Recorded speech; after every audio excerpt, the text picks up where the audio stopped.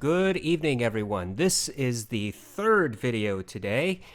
First time ever, I've done 3 in a row. That's pretty good. So one of my subscribers has repeatedly asked me to, let me turn on the volume, has repeatedly asked me to do a review of the Hiby R6. And, frankly, I've had this thing for a couple of months, several months, and I should have started the review process, and I haven't. So I feel a little guilty about it because this person keeps asking, and they do deserve an answer. So, okay, let's start the review process of the Hiby R6. I'm just going to go over some general stuff about the R6 today. Stuff that, yeah, you can probably find online, but the problem is a lot of people are not talking about this little player, and they should. It's an excellent little player. One of the things I'm going to try to do is expose properly on the, not the GoPro, what is this thing? It's the DJI, the action camera within the app. And I'm hoping I'm going to be able to do it justice so that you can see the screen. If not, and it gets too bright, please excuse me. There's only so much I can do with this GoPro knockoff from DJI. All right, so let's talk about the build quality of this thing. This is really, really nice. It feels substantive in the hand. It's so here's the thing. It's not a small device. And then you may say to yourself, well, it looks like an iPod, about the size of an iPod. Actually, an iPod is thinner than this, and it's lighter than this. What Apple has done with their MP3 player, and it is in fact just an MP3 player. Don't think that an iPod is a high-res player. It isn't. What Apple has done with their device is make it easily accessible, really stupid easy to use, and pocketable. The R6 from Hiby is not exactly what I would call pocketable. Now, yes, you can put this in your jeans pocket and your shirt pocket and walk off, and no problem. But you will definitely feel the weight of this thing because it is substantial. That may be a good thing, it may be a bad thing, depending on how you think of it. Now, this thing is not cheap. It costs about $500 now because the R6 Pro is out, and the only thing the Pro does compared to the original R6 is it adds a couple of software things, and it changes a few of the internals that don't affect the sound quality at all. As far as I can tell, the DACs are the same. The amp module is the same. There's no real difference of note. And that tends to happen a lot when manufacturers are releasing products. They get out a really good product like the R6, and they're like, okay, so now we got to one-up this so we can charge a little bit more, and they get the R6 Pro. And looking at the spec sheets online, I don't see any real reason to get an R6 Pro when the R6 is available for cheaper, and it does everything you really want it to do. And whatever differences that might be present are either irrelevant or not really noticeable in the real-world usage. So you've got several buttons on the right side when you're facing it. You have the on-off button right there. There's the on-off button. You have previous track, forward track, and the middle button is play pause. On the left side is up and down volume. And the buttons feel really, really nice. The back is glass. I have this screen protector that came pre-installed. I haven't taken that off. The bottom is USB-C, which I love. It's 2019, all you manufacturers out there, stop using USB micro, mini, your own proprietary nonsense. Just start using USB-C, please. Everybody needs to just get on this bandwagon and move on and stop holding on and grasping on to the early 2000s. Time to move forward. USB-C implemented, fantastic. It also has on the left side a slot for the micro SD card. Now, can you see that? Hopefully. Come on, camera. The micro SD slot is covered. So it's an actual tray you have to press in with a very tiny object. You can use a toothpick probably or a paper clip, and it'll pop out the tray. But once it's in, it's protected. And mine doesn't quite sit flush with the chassis, but it's good enough. Now, compared to, say, the Astral and Kern, they just leave that port open.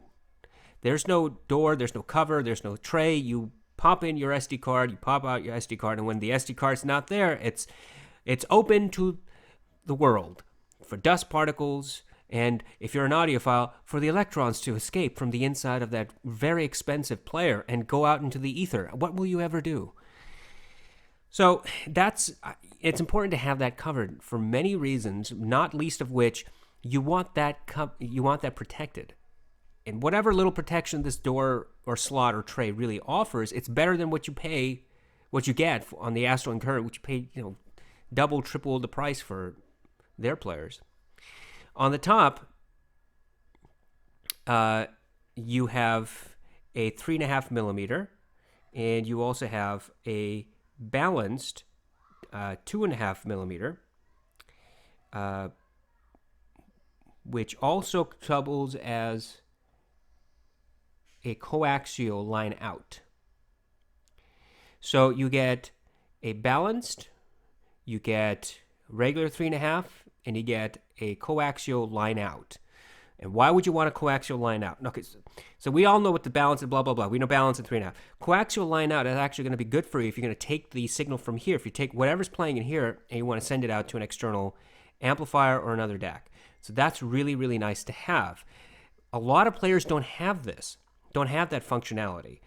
And a lot of players don't do it well, but the Hiby does it really well. So what you could do theoretically is that if you want to have, a tubey sound, and you don't want to try to fiddle around with the EQ stuff, because the Hiby comes with its own equalizer, which is, it's okay. Then what you can do is you can get a line-out cable, put it in the settings, because you have to go into the Android settings and tell it, hey, look, I'm going to send this out.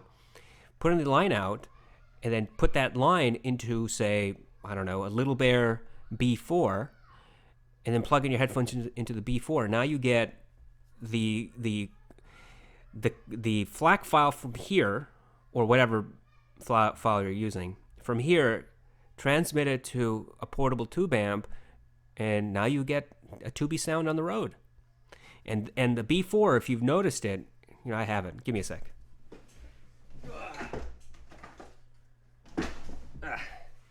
Here it is. Here's the B4. It's a little bigger. Yeah, it's a tiny bit bigger than the R6. I will concede. But the B4, if all you got to do is line into the B4 and then headphone out, and you're ready to go. I mean, this is definitely not pocketable. This is not something I would carry around in my jeans pocket. That would be very uncomfortable and probably give the wrong impression. But you could definitely do something like this. If you have another external amplifier that you like a lot more than the amplification in this, then you can also use line out and put into your other external amplifier and use it that way. Can you daisy chain? Yes, absolutely. You can daisy chain multiple amplifiers, DACs, and all that portable stuff. And it's not going to help you, but at some point, the sound is going to degrade significantly, and you're not going to get the returns as much as you are going to get a loss, if that makes sense. So that's why you have that line out. It's very nice. Startup time. So let's do this, because when you start it up, you immediately want to hear it. Here we go. It takes maybe 25 seconds or so.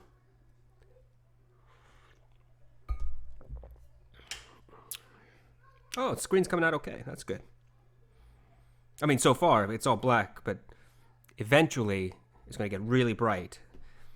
And that's not going to be cool.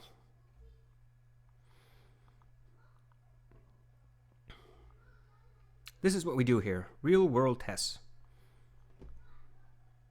Oh, here we go. Okay. So that startup, this runs Android, Oreo.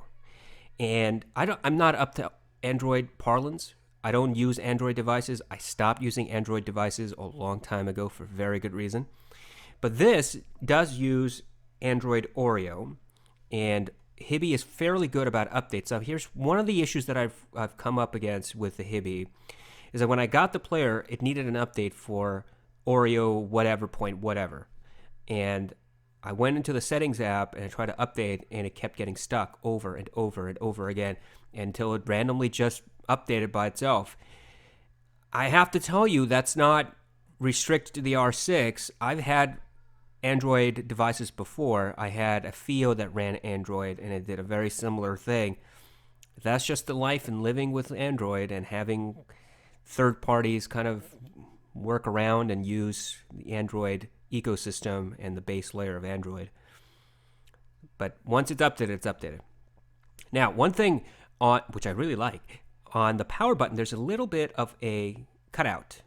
Can you see that? That's a blue light. And it comes through and it changes colors depending on what's going on in the player. But I really like them. This thing looks sleek. I am very impressed by their design. It's rounded edges. It feels really good. The matte black looks fantastic. I think they had a silver version or a red version, something like that. But the matte black looks really, really good. So you turn this on, and here we are. And if you had, here's one of the things. If you had, stop playing.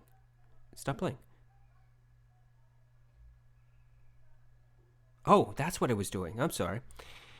So here's what I just realized. I was like, I'm listening to Spotify on my computer, and I forgot that Spotify is also on this because it's Android.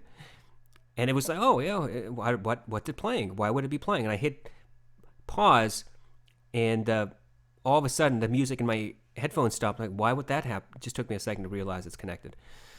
So great, here you go. Clear Android layout. If you know how an Android device works, no difference. Swipe up, and what I've done is this moving background, and it's not coming out right, correct? Am I right? So let's see what would work here. I am going to try to do, I don't want to do, what? Oh, I can't change the ISO on that. Can I bring down the screen brightness? Does that help? Oh yeah, that helps a lot more. So the screen brightness, that's much better on the video, at least as I see it. As you see it right here too, maybe. So that's much better. Okay. So there's the trees moving in the background. That's a layer that I added from the Play Store. It just comes with a static background. So here's what you're going to do. When you get this thing, you're going to get 3 apps that are already installed. There's the File Manager, there's the Settings, and then there's the Hiby app, and also the Play Store app. I added Chrome, I added YouTube, I added Spotify. And you just do that through the Play Store. The most important thing for this thing, the most important element of this player is the Hiby app. And you launch the Hiby app, and you're immediately taken to the Hiby player. Now, the Hiby player, in my opinion, is not particularly simple to use. Allegedly, it is one of the most powerful, most robust Android software for playing high-res files. I've never had any prior experience with this because I've always used an iOS device. Well, almost always used an iOS device. Excuse me. And all the other DAPs that use Android have had their own music player, and I've used that. So this is my first experience with the Hiby player. It's good. It does what it's supposed to do. It's just not particularly intuitive, in my opinion, and it doesn't look sleek. Now, that may not matter to you. Maybe you're going, well, it doesn't matter if it looks sleek. What I really want to know is, does it work? And it does work. So on the top of the player, you have your songs, you have your playlists, you have your Hiby Link client, Hiby Link server. If you have servers that are in your house that have Android and are linked to the Hiby player, you can actually stream the music, and you have to find whatever you want to find. A song, a particular title, an artist, you can do all that. That's, it's not particularly unique. Now, when you're in the music section of itself, there's a subcategory, subfolders here that go by title, folder. Now, the folder really is the internal storage or the external SD card storage. Album, it just reads all the albums that are available. And artist, okay? So let's go back here. So if you're in folder and you're going through all this stuff, you can actually drill down into the actual folder hierarchy and figure out which particular folder you want to play. If you want to play that thing and nothing else. Albums are listed. I only have a few albums on this thing because I typically listen to Spotify on this when I'm testing headphones.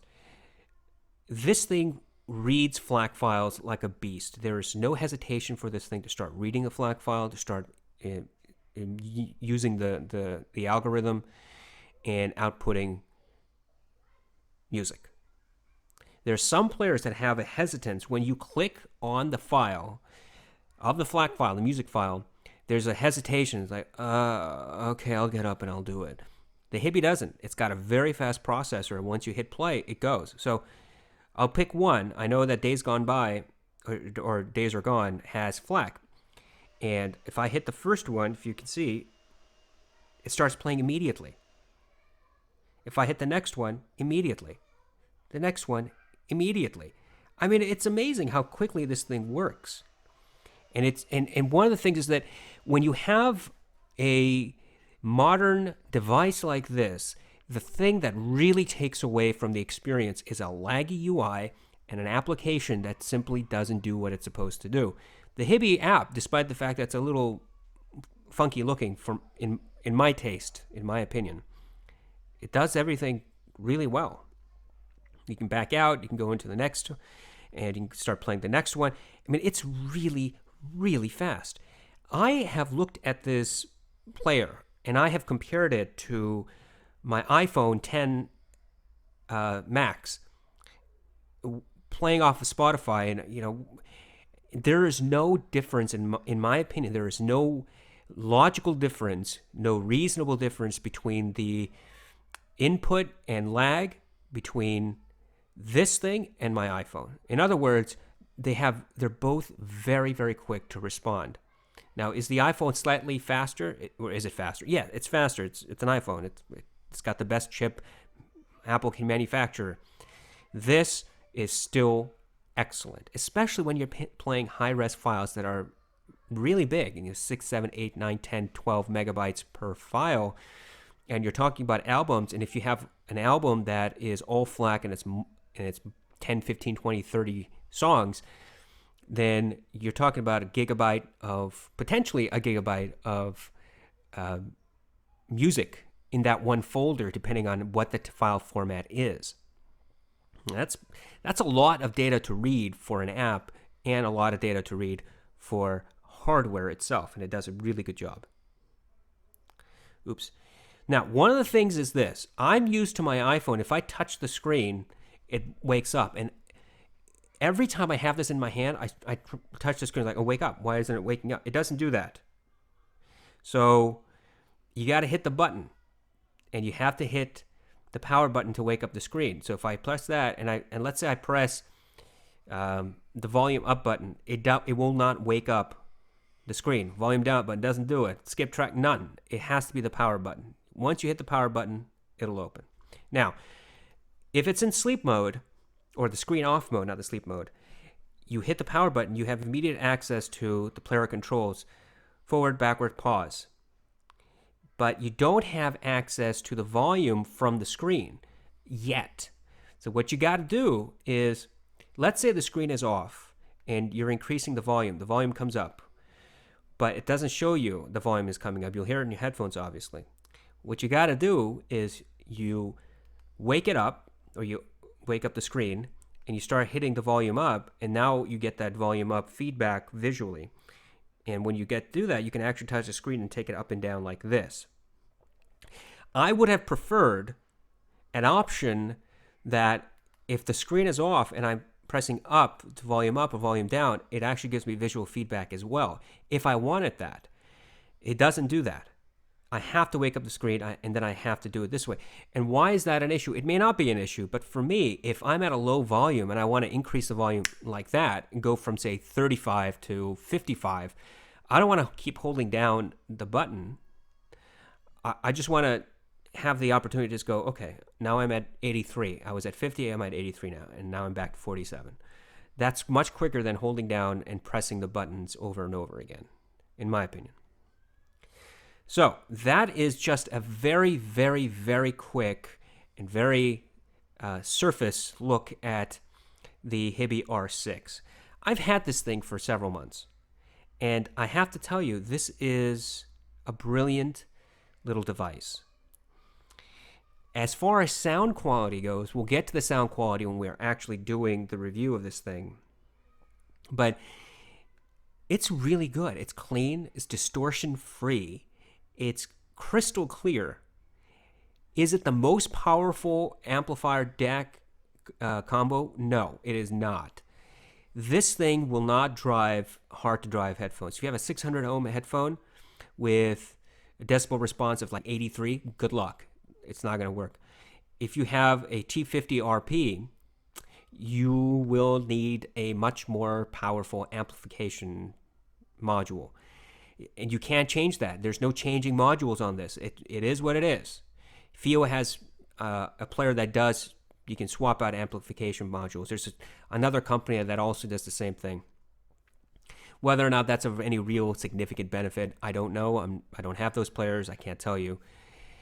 But as far as this thing goes, if you have hard-to-drive headphones, this is not really the player for you if you want to get loud. The T50RPs, for example, on this thing, they get powered. I can hear things on the T50RP through this, but not particularly well, not loud. But if your headphone is not a T50RP, it's not something that has that requires a lot of amplification, a lot of wattage, so to speak, then this thing will drive everything else. It'll drive Bears, because I've driven them. They'll drive Denons.